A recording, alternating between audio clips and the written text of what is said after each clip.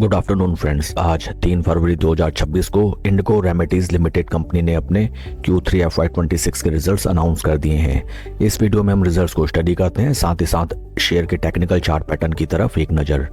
Total income for the quarter निकल के आई है 446.34 करोड़, जो कि पास्ट क्वार्टर में थी 485.43 crore and in last year for the same quarter it was 411.40 crore.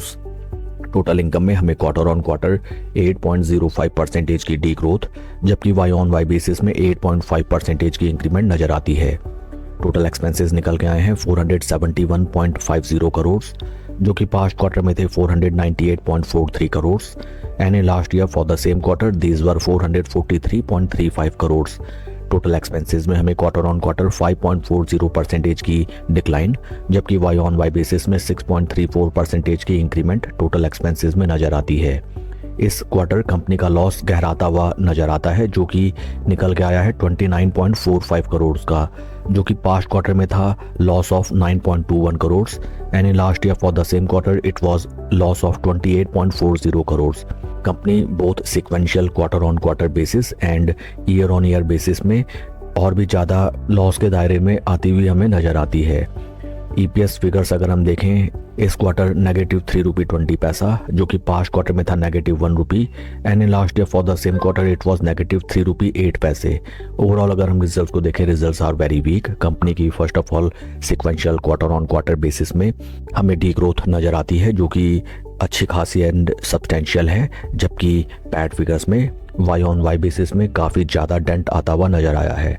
Company ने क्वार्टर ऑन क्वार्टर बेसिस में अपने एक्सपेंसेस को कंट्रोल किया है, जिसकी वजह से पैट फिगर्स में हमें क्वार्टर ऑन क्वार्टर बेसिस में ग्रोथ नज़र आती है।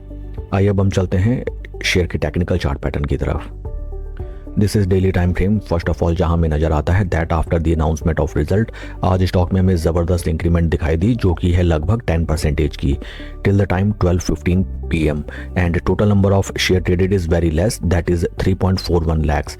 इस स्टॉक में अगर आपकी एग्जिस्टिंग पोजीशन है देन बाय 3:15 PM आपको NSE की वेबसाइट में जरूर से क्वांटिटी डिलीवर्ड डाटा को देखना चाहिए। टेक्निकल टर्म्स में अगर हम देखें, स्टॉक राइट नाउ अपने इंपॉर्टेंट 200 डे मूविंग एवरेज के नीचे ट्रेड करता हुआ नजर आता है एंड आज after the substantial rise in share price stock हमें अपने 50 डे मूविंग एवरेज पे कंसोलिडेट करता हुआ नजर आता है। शेयर के परफॉर्मेंस को अगर हम कंपेयर करें विद निफ्टी 50, यहाँ पे overall extended duration of time stock में हमें केवल और केवल अंडर परफॉर्मेंस नजर आती है as compare to the base Nifty 50 index. इस स्टॉक में अगर आपकी एग्जिस्टिंग पोजीशन है देन राइट नाउ आपको Q3 रिजल्ट के इम्पैक्ट को सेटल होने का वेट करना चाहिए, बिकॉज राइट नाउ स्टॉक अभी भी अपने 200 डे मूविंग एवरेजेस, जो कि काफ़ी क्रिटिकल होते हैं, उसके नीचे ट्रेड करता हुआ हमें नजर आता है। ऊपरी लेवल्स में सभी निवेशक इस स्टॉक में डिफरेंट प्राइस लेवल्स में फंसे हुए, ऊपरी लेवल्स में भी, एंड इन केसेस में mostly it happens that stock जब भी स्लो स्टडी ऊपर की तरफ चलने लगता है, ऊपरी लेवल्स में फंसे हुए निवेशक अपनी पोजीशन को स्क्वायर आउट करने के लिए आते हैं एंड स्टॉक में जो हमें तेजी नजर आती है वो पूरी की पूरी तेजी हमें वंस अगेन डिक्लाइन में कन्वर्ट होती हुई नजर आती है।